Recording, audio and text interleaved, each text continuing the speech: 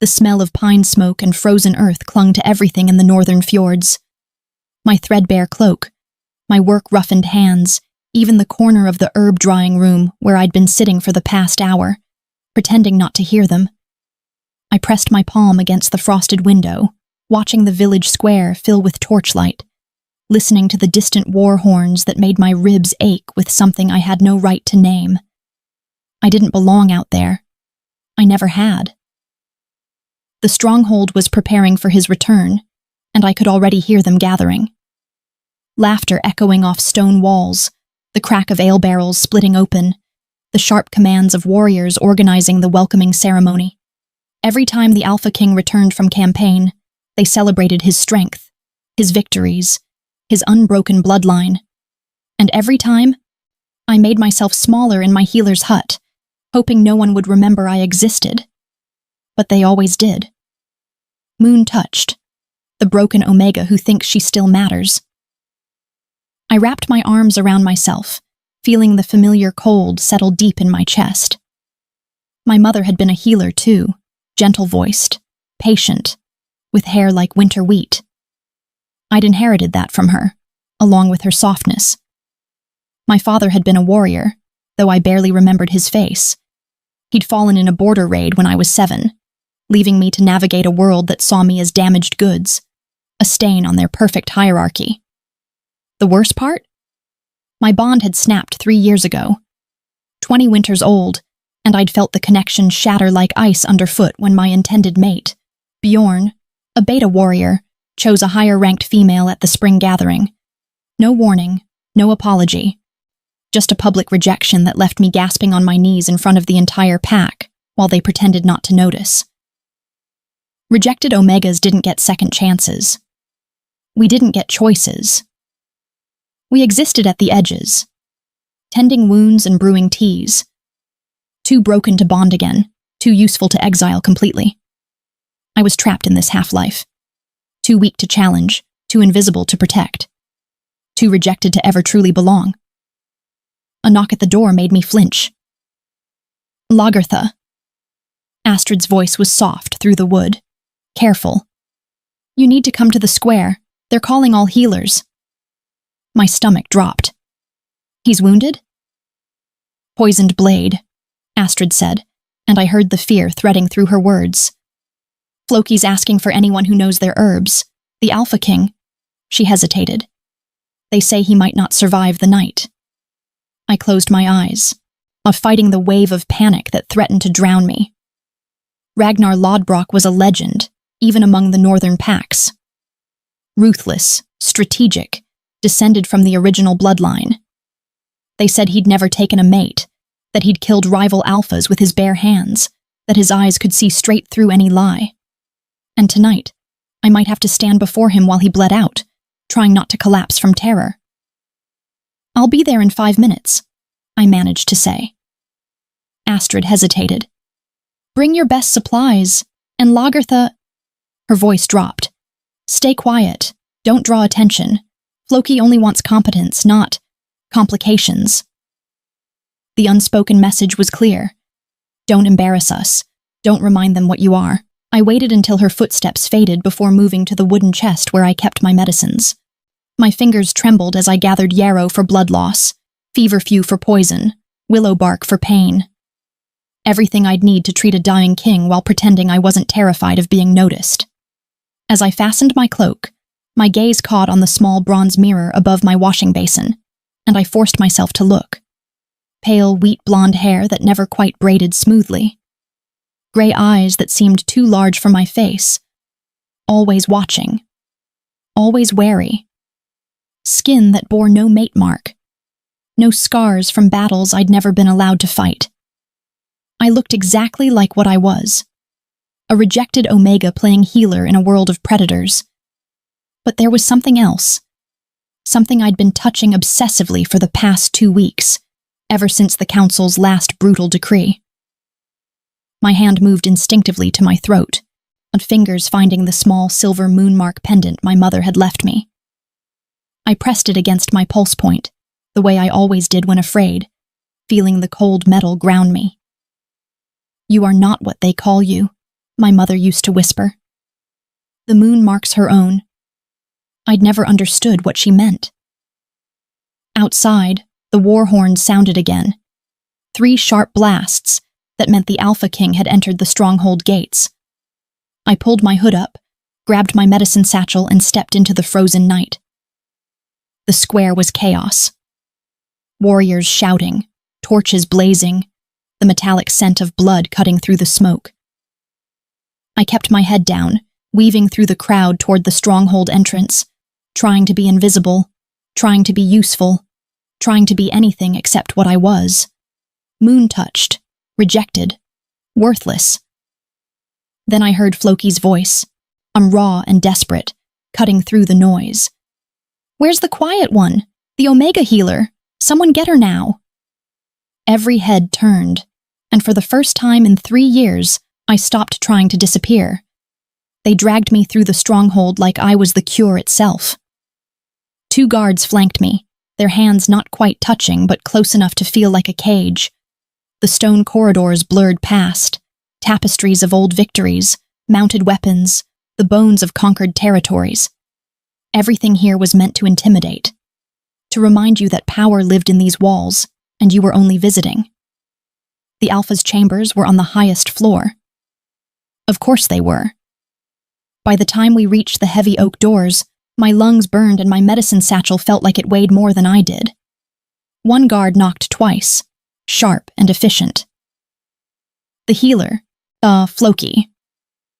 Before we continue, please hit the subscribe and like button and tell me which city you're tuning in from. I love to know where this story found you. Now let's dive in. The door swung open, and the smell of blood hit me like a fist. The room was massive, furs and weapons and a bed large enough to fit 5 warriors. But all I could see was the man sprawled across it, half conscious, his skin too pale beneath the gore. Ragnar Lodbrok.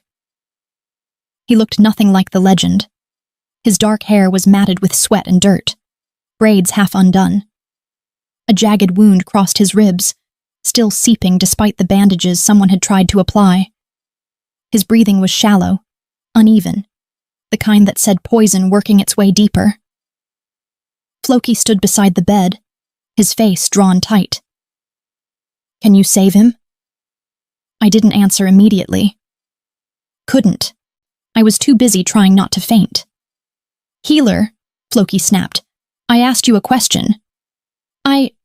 My voice came out hoarse. "Let me see the wound." He stepped back, giving me space I didn't want.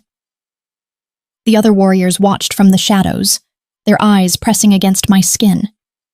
I could feel their doubt, their contempt, their certainty that the rejected Omega would fail. I set my satchel on the edge of the bed and forced my hands to steady. The wound was worse up close. Deep, angry, the edges blackened. Whoever had struck him knew their poisons. This wasn't meant to kill quickly. It was meant to make him suffer first. "I need hot water," I said quietly. "Clean cloth, and everyone except Floki needs to leave." Silence.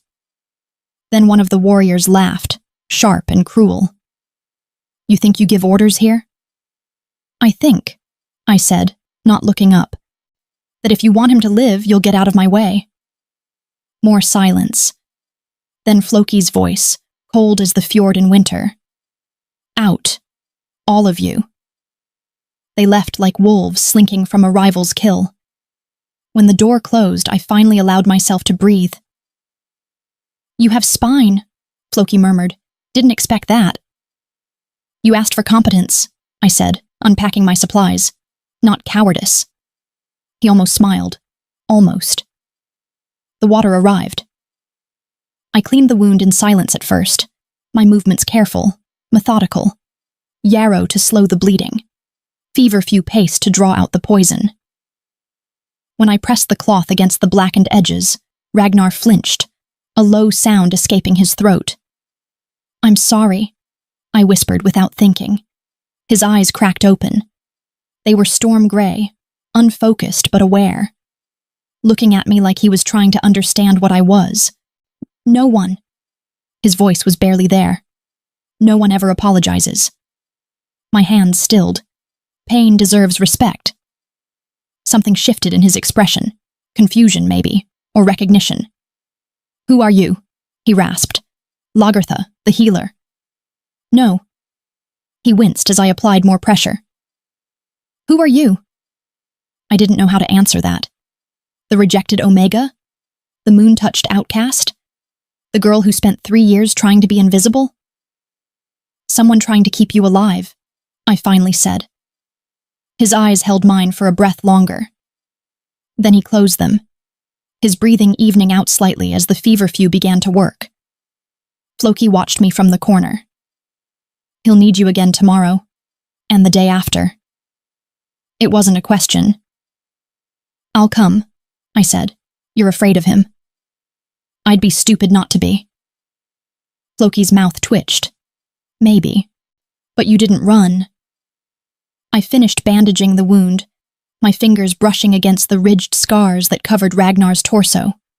Old battles, old pain, the kind that never fully healed. Will he survive? Floki asked quietly. If the poison doesn't spread. I packed my supplies, not meeting his eyes. And if he actually rests instead of pretending he's invincible? He won't. Then I'll scold him. This time Floki did smile. You really do have spine. He walked me to the door, but before I could leave, Ragnar's voice cut through the room. Come back tomorrow, Lagertha. It wasn't a command. It wasn't a request. It was something else entirely. I glanced back at the bed, at the Alpha King who looked more human than legend in the firelight. I will, I said. And I meant it. I returned the next morning with fresh bandages and a tea blend that would make him hate me. The guards knew me now. They stepped aside without question, though their eyes still tracked me like I might steal something valuable. I suppose, in a way, I had the Alpha King's attention, however briefly, and that was worth more than gold in the northern fjords. Ragnar was awake when I entered. Sitting up, actually. Which was exactly what he shouldn't be doing. Lie down, I said, setting my basket on the table. He ignored me, studying a map spread across his lap. The southern border needs reinforcement before... Lie down! His eyes lifted to mine, surprised. For a moment I thought he'd argue. Then, incredibly, he obeyed. Bossy for someone half my size, he muttered. Alive because of someone half your size, I countered, and unwrapping his bandages. The wound looked better. The blackness had receded, the edges starting to knit. I cleaned it with yarrow water, my touch as gentle as I could manage, but he still tensed. Sorry, I whispered. You apologize too much. You complain too much. His laugh was unexpected, rough and short, like he'd forgotten how. Floki said you'd scold me. Floki was right. I could feel him watching me as I worked. Not the way men usually looked at Omegas, calculating their usefulness or availability. This was different, curious, like I was a puzzle he hadn't encountered before. You hum when you concentrate, he said. My hands stilled. I hadn't realized. I didn't mean to... Don't stop.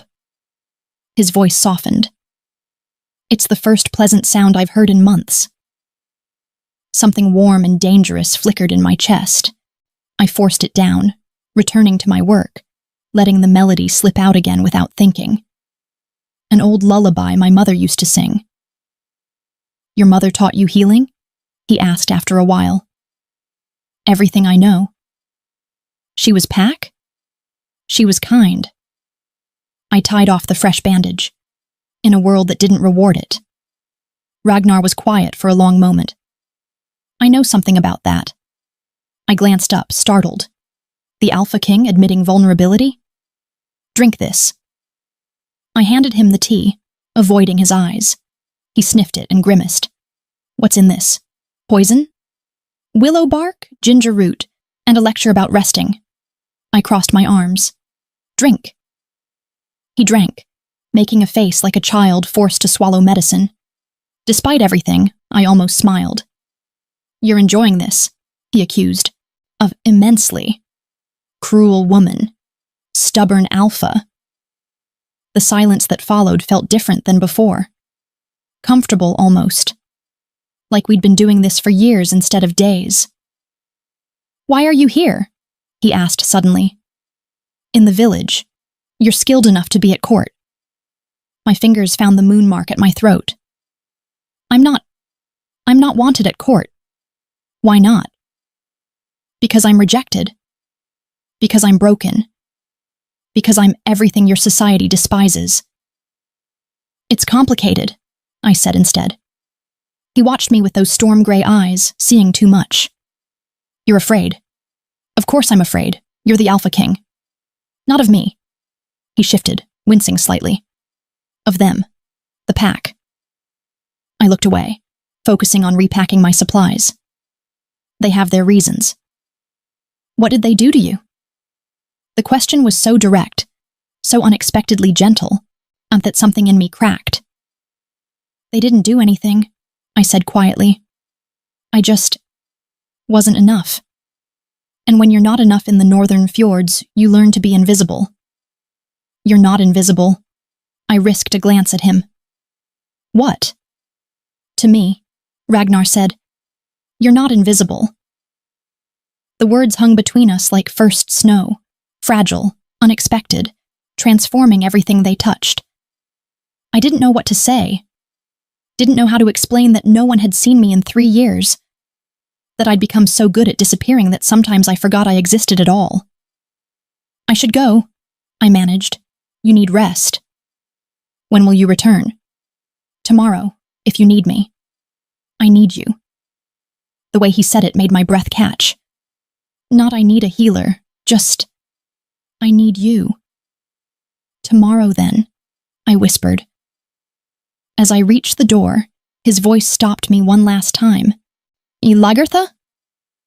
I turned. "Thank you," he said. "Not just for the healing. For treating me like a man."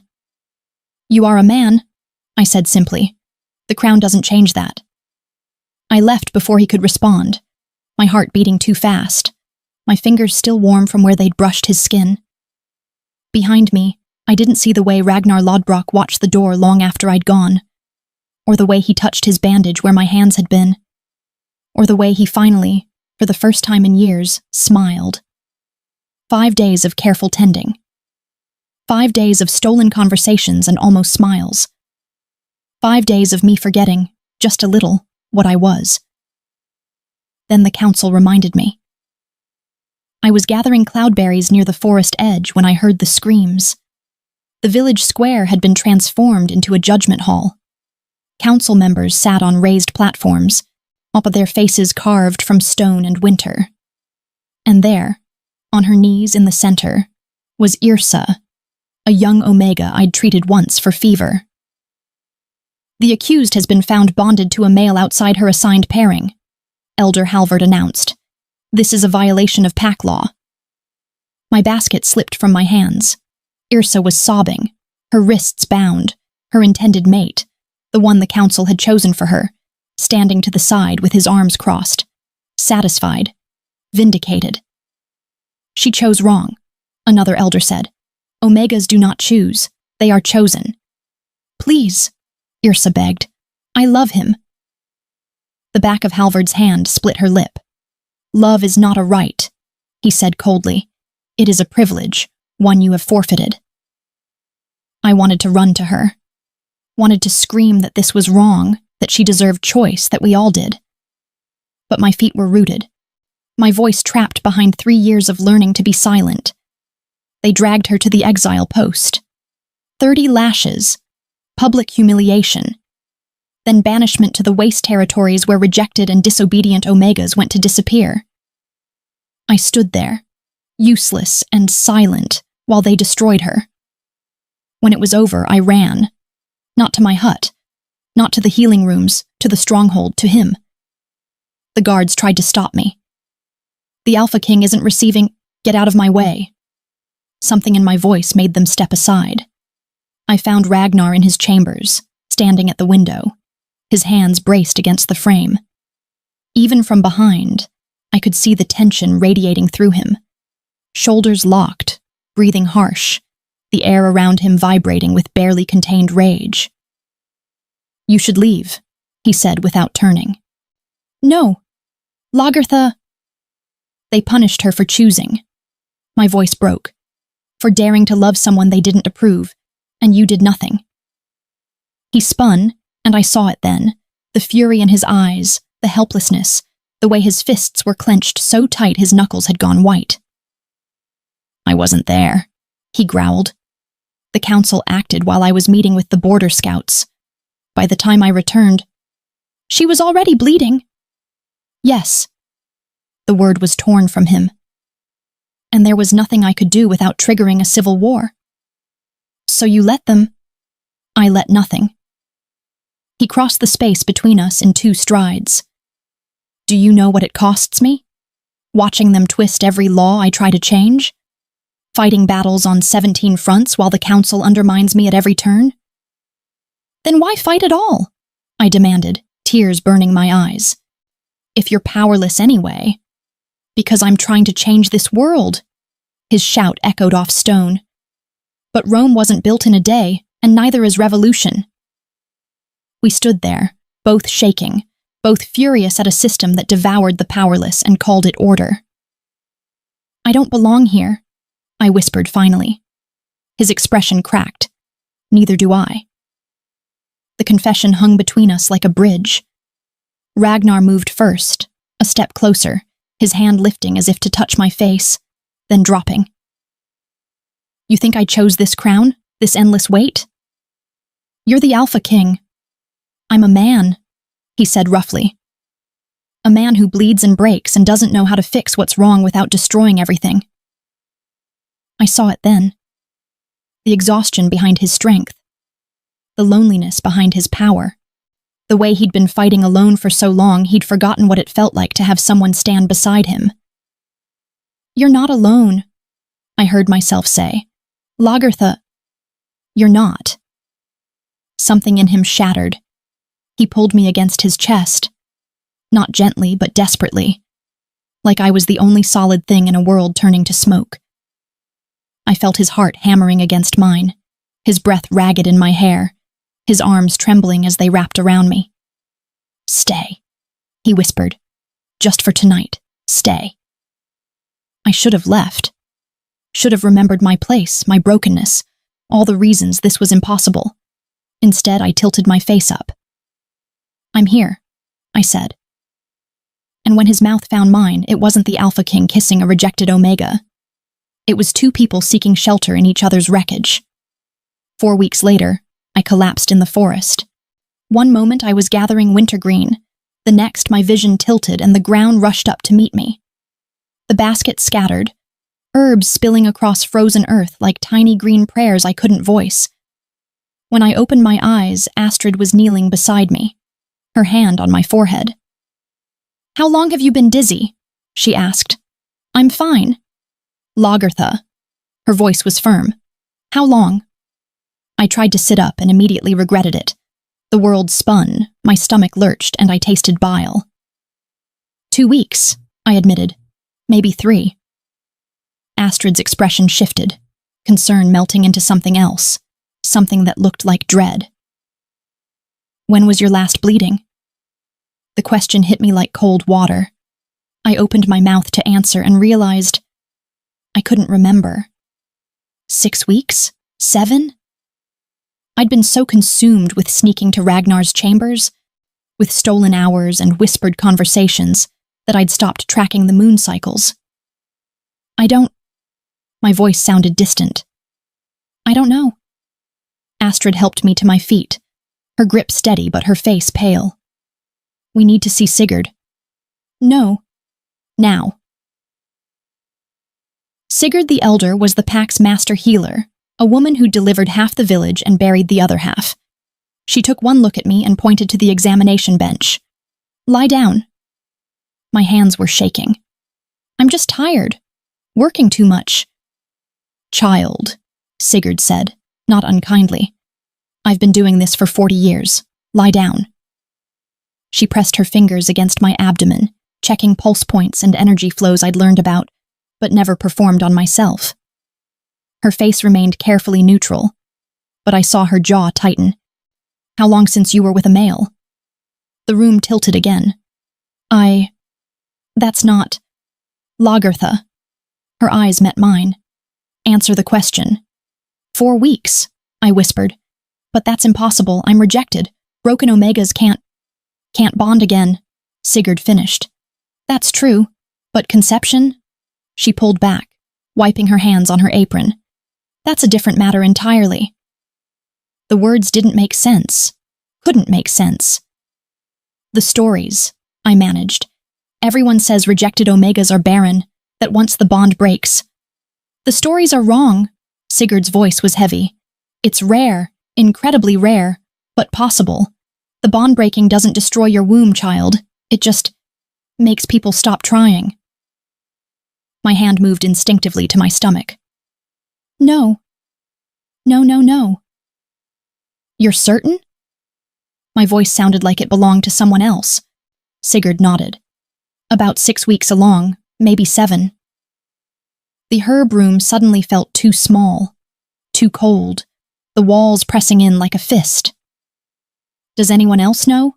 Sigurd asked carefully. Know what? Who the father is. I couldn't breathe, couldn't think. Because if Sigurd had figured it out, if she'd seen me disappearing into the stronghold night after night. I need to examine the child's bloodline, she continued, pulling out a small knife. Give me your hand. Why? Because if this child is beta-born or omega-born, you might survive what comes next. She met my eyes. But if it's alpha-born... She didn't finish. She didn't have to. Alpha-born children carried markers in the mother's blood. Everyone knew this. It was how they prevented omega women from lying about paternity. It was also how they identified abominations. My hand shook as I extended it. Sigurd pricked my finger, let 3 drops fall onto a piece of treated parchment. We watched in silence as the blood spread, reacting with whatever compound she'd soaked into the paper. It turned gold. Royal gold. Oh, child, Sigurd breathed. The room spun. I was going to be sick. I was going to... You need to run, Astrid said from the doorway. Tonight, before anyone else finds out. She can't run, Sigurd said sharply. She's too far along. The journey would kill her. Staying will kill her faster, Astrid's voice cracked. The council will demand execution. A rejected omega bearing an alpha heir? They'll call it corruption, defilement. They'll burn me, I whispered. The silence confirmed it. Sigurd began mixing something. Valerian root, I recognized numbly, and maybe chamomile. To calm me, to keep me from shattering completely. Does he know? She asked quietly. I shook my head. Ragnar and I hadn't spoken since that night. He'd been called to the Eastern Territories. Some new threat. Some new battle. And I'd been avoiding. Terrified of what I'd felt in his arms. Terrified of wanting something I couldn't have. Now I was carrying proof of that impossible night. You have 3 choices, Sigurd said, pressing the cup into my hands. Run and likely die. Stay silent and hope no one notices until it's too late. Or tell him, I finished. The Alpha King claimed you? No. The word tasted like ash. It was one night, a mistake. Mistake or not, Sigurd said, her weathered hand covering mine. That child is growing, and in 3 months, everyone will know what you've done. I looked down at my still flat stomach, at the secret growing beneath my skin. A child, Ragnar's child, an abomination the council would erase before it drew its first breath. When does he return? I asked hoarsely. Tomorrow, Astrid said. The scouts sent word this morning. 24 hours. I had 24 hours to decide whether to tell the Alpha King he was going to be a father, or to disappear before dawn and take his secret with me. I didn't sleep. All night I sat by my window, watching torches move across the stronghold walls, trying to imagine a future where I survived what came next. Every scenario ended the same way, with fire, or exile, or my body broken on the stones below the judgment platform. By dawn, I'd made my decision. I would tell him. Not because I expected salvation, not because I thought the Alpha King would choose a rejected Omega over his crown, but because Ragnar deserved to know, before I disappeared, that something good had come from that desperate night, even if that good thing would get us both killed. He returned just after midday, riding through the gates with his warband, covered in mud and exhaustion. I watched from the shadows near the stables, my heart hammering so hard I thought it might crack my ribs. I waited until he dismounted, until the warriors had dispersed. Then I stepped into his path. Lagertha. His face transformed, exhaustion melting into something warm, something that made my throat tight. I was going to find you. I need to speak with you, I said, privately. Something in my tone made his smile falter. What's wrong? Not here. He studied me for a long moment, then nodded. My chambers. 10 minutes. I'd been in his room dozens of times now, but this time felt different. Final. Ragnar closed the door behind us, still in his travel-stained leathers, concern etched across his face. Talk to me. I couldn't look at him. If I looked at him, I'd lose my nerve. That night, I started. 4 weeks ago, when I remember. His voice was rough. I haven't stopped thinking about it. Neither have I. I forced myself to meet his eyes. Ragnar, I'm pregnant. The silence was absolute. He stared at me like I'd spoken in a language he didn't understand. Like the words had to translate themselves through several layers of reality before reaching his brain. That's... He shook his head. That's not possible. You're rejected. The bond breaking doesn't make me barren, just rare. My hands twisted together. Sigurd confirmed it yesterday, 6 weeks along, and the child... I swallowed hard. The blood test turned gold. I watched understanding hit him like a blade. Alpha born, he whispered. Yes. Another beat of silence. Then Ragnar moved, pacing to the window, his hands gripping the frame the same way they had the night everything changed. I could see his mind working, calculating, seeing all the ways this destroyed us. They'll call for your execution, he said finally. I know. The council will say you seduced me, that you corrupted the bloodline. I know. They'll claim the child is illegitimate, tainted. I know, I said, my voice breaking. That's why I'm telling you. So you can decide what to do before you run. I looked away. I won't let them use this against you. I'll disappear. You can say I tricked you, that you didn't know that... Stop. He crossed the room in 3 strides, gripping my shoulders. You think I'd let you face this alone? You're the Alpha King. I'm the father. His voice was steel. Of your child, our child. Tears burned my eyes. They'll destroy you. Let them try. His hands moved to cup my face, forcing me to look at him. You asked me once why I fight. This is why. Because the world that would execute you for loving me is a world that deserves to burn. Ragnar, please. I'm not losing you. His forehead pressed against mine. Not to the council, not to their archaic laws, not to anything. What are you saying? I'm saying I claim you. His thumb brushed away a tear. I claim the child, publicly, today. My heart stopped. That's suicide. That's choice. His eyes held mine, storm gray and unwavering. Isn't that what you told me? That I was allowed to learn who I am without war? Well, I'm learning. And who I am is a man who protects what he loves. The word hung between us like a held breath. You... I couldn't finish. I love you, Lagertha. He said it like a vow, like a battle cry. I've loved you since you apologized to me for causing pain, since you treated me like a man instead of a king, since you stayed when everyone else would have run. I was crying now, unable to stop. This will cost you everything. You are everything. He kissed me then, not desperate like before, but certain. A promise sealed in breath and touch, and the kind of courage that changes worlds. When we broke apart, I saw it in his face. The decision already made, the war already declared. The council meets in an hour, he said. Will you stand with me? Every instinct screamed to refuse, to protect him by disappearing, to save him from having to choose between me and his crown. But I looked at him, really looked at him, and saw a man who'd spent his whole life being told who he had to be, what he had to sacrifice, what he couldn't have. And I realized this wasn't about me saving him. This was about us saving each other. Yes, I whispered. I'll stand with you. Ragnar pulled me close, his hand moving to rest over my stomach where our child grew in secret.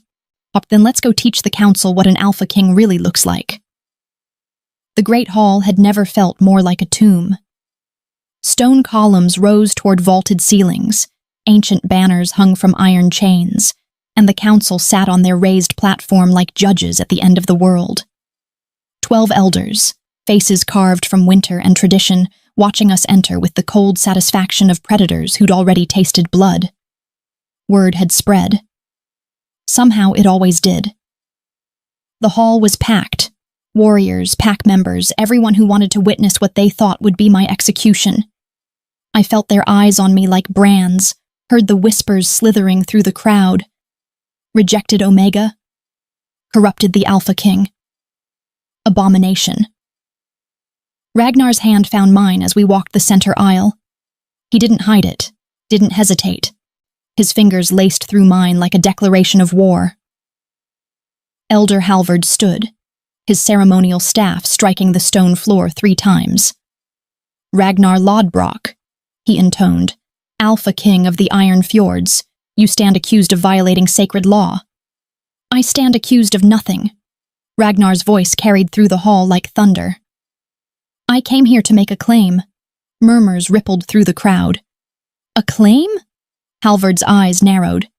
You dare use formal pack rights after what you've done? What I've done, Ragnar said, is choose a mate, as is my right. The hall erupted. She's rejected! Another elder shouted over the chaos. Broken, forbidden from bonding. Forbidden from being chosen, Ragnar corrected, his voice cutting through the noise. Not from choosing. And I choose her. You cannot. I am the Alpha King. Each word landed like a hammer blow. I can do exactly as I please. Halvard's face purpled. This Omega carries your child, a bastard, an abomination born from... My heir, Ragnar interrupted. Born from love, conceived in a moment of honesty this pack hasn't seen in generations. I felt every eye turn to me. Felt their hatred, their disbelief, their certainty that I'd somehow seduced their king away from sense. My hand moved instinctively to my throat, to the moonmark pendant. But Ragnar squeezed my other hand, grounding me. The law is clear, another elder said. Rejected Omegas who conceive must be executed, Ragnar finished coldly. Yes, I know your law, the same law that says Omegas have no voice, no choice, no value beyond what we assign them. He turned, addressing the crowd. The same law that says strength is measured only in dominance, that compassion is weakness, that love is a privilege we grant, not a right we honor. Careful, boy, Halvard warned. You speak of dismantling everything our ancestors built. Our ancestors built a system that turns living beings into property. Ragnar's shout echoed off stone. That punishes women for daring to love, that treats half our population like livestock. I'm not dismantling it. I'm ending it. The hall fell silent. Then Ivar Bloodaxe stood from the warrior section, his scarred face twisted with contempt. You've gone soft, Lodbrok. Let an Omega's skirts turn you against your own kind. My own kind? Ragnar's laugh was sharp. You mean the kind who would kill a pregnant woman for loving the wrong man? That kind? I mean the kind with spine, Ivar snarled. But you've lost yours. Prove me wrong. Fight me, alpha to alpha. Winner decides the Omega's fate. The crowd roared approval. It was the old way, the brutal way, trial by combat to settle what words couldn't. I felt Ragnar tense beside me. This was the trap. Refuse and look weak. Accept and risk everything on violence. No, I whispered. Don't. I accept, Ragnar said. The hall exploded with bloodlust. They cleared the center floor, forming a circle. Ancient ritual. Ancient brutality. 2 alphas would enter. Only one would walk away with authority. Ragnar removed his cloak, handing it to Floki, who'd appeared at his side. Don't kill him, Floki murmured, or you'll have 20 more lined up to challenge. I know. Ragnar turned to me, his hand cupping my face. Trust me. I do, I breathed, but I'm terrified. Good. He kissed my forehead. Fear means you care. Then he stepped into the circle. Ivar was bigger, broader, all brutal strength and savage confidence. They circled each other while the crowd chanted, blood-hungry, desperate for violence that would restore their sense of order. Ivar struck first, a crushing blow that should have dropped Ragnar, but Ragnar moved like water, redirecting the force, using Ivar's momentum against him. Not matching strength with strength. Something else. Something I'd seen him learning these past weeks. Strategy, precision, control. They fought for 7 minutes that felt like 7 hours. Ivar landing heavy hits, Ragnar absorbing, adapting, waiting. Then it happened. Ivar overextended, confident in his power. Ragnar swept his legs. She drove him to the ground and had a knife at his throat before the bigger alpha could recover. The hall went silent. You're beaten, Ragnar said, loud enough for everyone to hear. By every law, your life is mine. Ivar's eyes widened, fear finally cracking through his arrogance. Ragnar pressed the blade closer, then pulled it away. But I'm not the kind of alpha who kills to prove a point. He stood, offering his hand. I'm the kind who shows mercy and demands better. Ivar stared at the offered hand like it was a snake. Then slowly he took it. Ragnar pulled him to his feet, then turned to face the council. This is my choice, he declared. Lagertha is my mate, our child is my heir, and any elder who disagrees can challenge me next. No one moved. I thought not. Ragnar walked back to me, taking my hand. The law changes today. Rejected Omegas can refuse assignments, can choose their own bonds, can live without terror. Elder Halvard's staff trembled. You're destroying everything. I'm saving everything that matters. We walked out of that hall together, through a crowd that didn't know whether to cheer or riot. But I heard it. Quiet at first, then growing. Omegas whispering, hoping, finally daring to believe. The stronghold felt different after the Great Hall. Not softer, not safer, but alive in a way it hadn't been before. Like something dormant had finally cracked through frozen ground, fragile and dangerous, and impossibly hopeful. I felt it most in the silence. The way pack members stopped talking when I passed, but didn't sneer. Didn't whisper rejected or moon-touched like curses. They just watched. Uncertain what I was now. What I'd become. Ragnar named me Luna-in-Waiting that evening, in a ceremony so brief the elders barely had time to object. He placed a silver circlet in my hair, nothing ornate, just a simple band that caught firelight, and spoke 3 words that changed everything. She is mine. Not mine to use, not mine to own, just mine. The way you'd claim the sky, or your heartbeat, or your own name. The threats came within hours, anonymous at first, notes left at the healing rooms, stones through my window, small acts of rebellion from those who refused to let the old ways die, abomination, pretender, you'll bleed before the child is born. Ragnar assigned guards, 2 warriors who followed me everywhere, grim-faced and vigilant. I hated it. Hated feeling like prey that needed protection. But when I tried to argue, Floki cut me off. "You're carrying the air," he said bluntly. "That makes you a target. Get used to it." "I'm also a healer. I need to work." "Then work with guards." His expression softened slightly. "The king would burn this kingdom down if anything happened to you. Don't make me watch him do it." So I worked, with guards hovering, with pack members watching, with the weight of revolution resting on my shoulders like stones. The real change came 3 weeks later. I was in the healing rooms, treating a child's fever, when a young Omega appeared in the doorway. Couldn't have been more than 19. Her face pale, her hands trembling. "Luna," she whispered.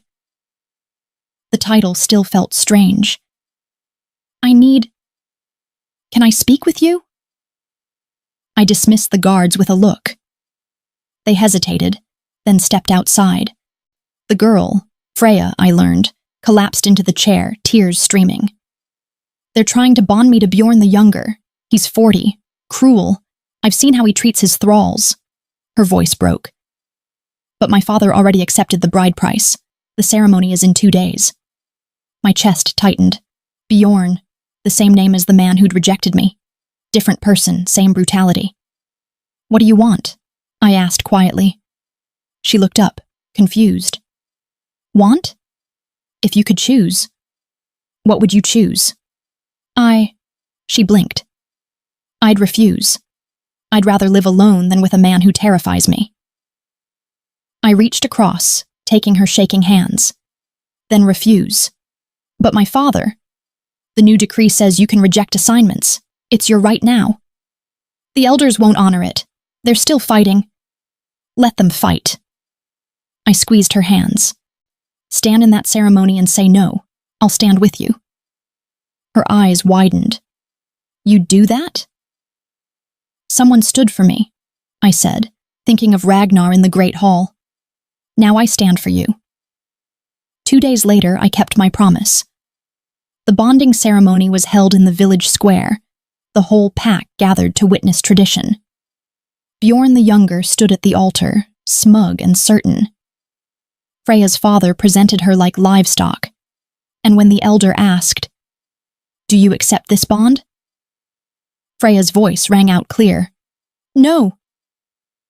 The square erupted. Bjorn lunged forward. "You dare!"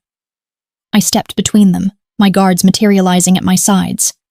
"She refuses," I said calmly, "as is her right under the Alpha King's decree." "That decree is not law," the officiating elder sputtered. "It is law," came Ragnar's voice from the crowd. He moved through the gathered wolves like a blade, coming to stand beside me. "Signed and sealed, any who violate it answer to me." Freya's father tried to object. Bjorn threatened violence. The elders protested tradition and order, and the way things had always been. Ragnar listened to it all, then spoke one sentence.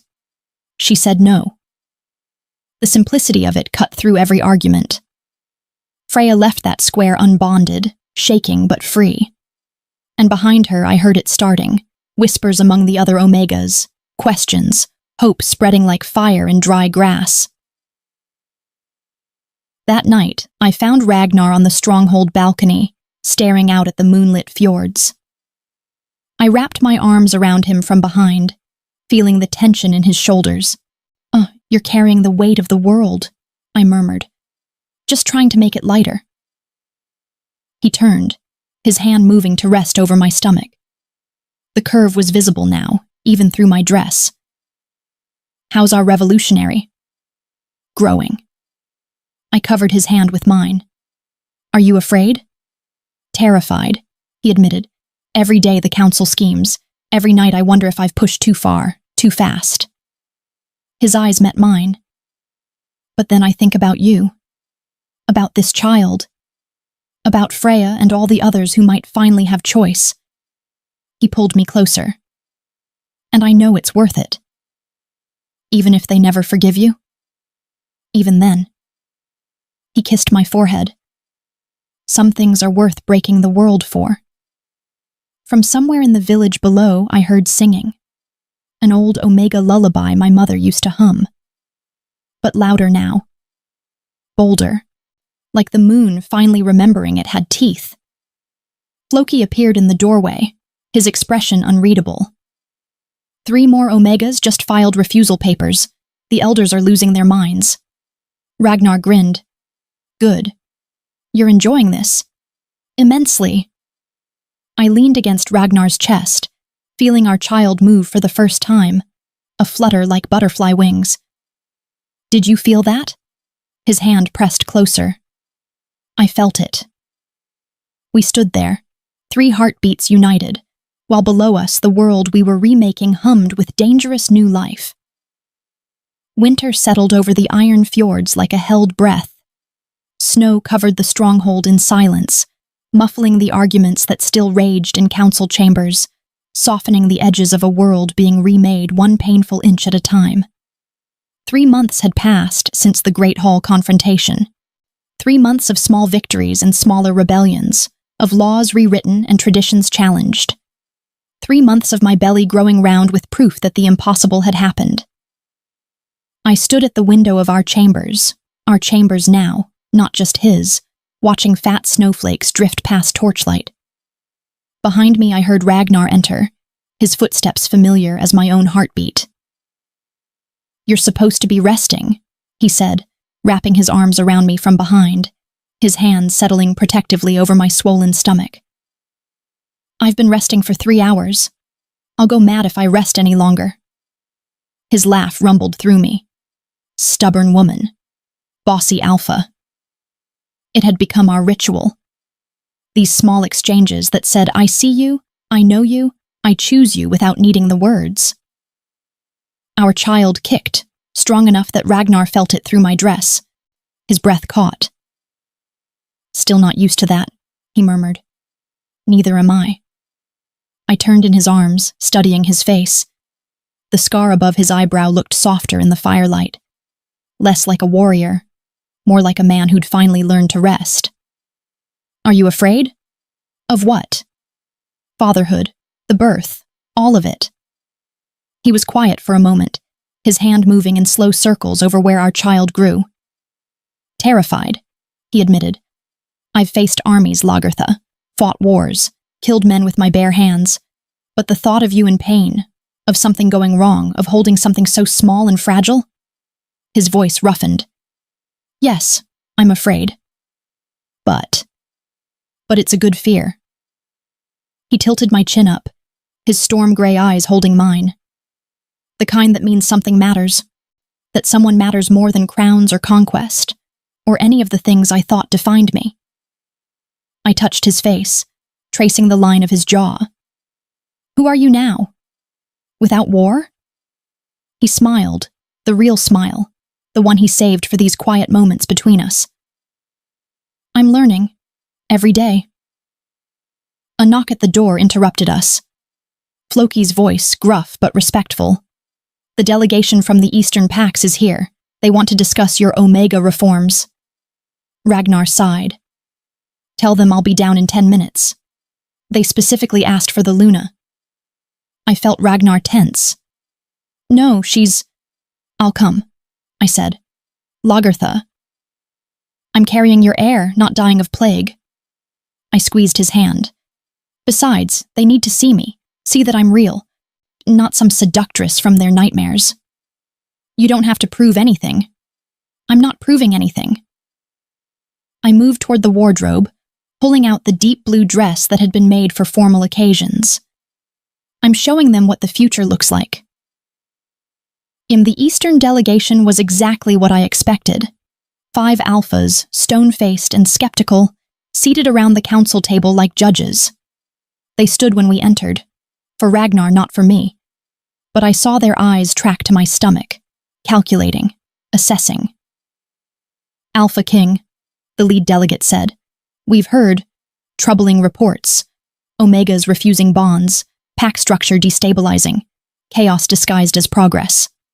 Strange, Ragnar said, settling into his chair and pulling me down beside him. I call it choice. Choice creates disorder. Order built on suffering isn't order. I interrupted quietly. It's oppression. 5 pairs of eyes turned to me, surprised I'd spoken. The Luna has opinions, one muttered. The Luna has a voice, Ragnar corrected coldly, which she's free to use, just as every Omega in my territory is free to refuse bonds that would destroy them. And if other packs follow your example, another demanded, if this revolution spreads, then the world becomes better, I said, one choice at a time. They argued for an hour, citing tradition, stability, the natural order. Ragnar dismantled every argument with the precision of a man who'd spent months preparing for exactly this fight.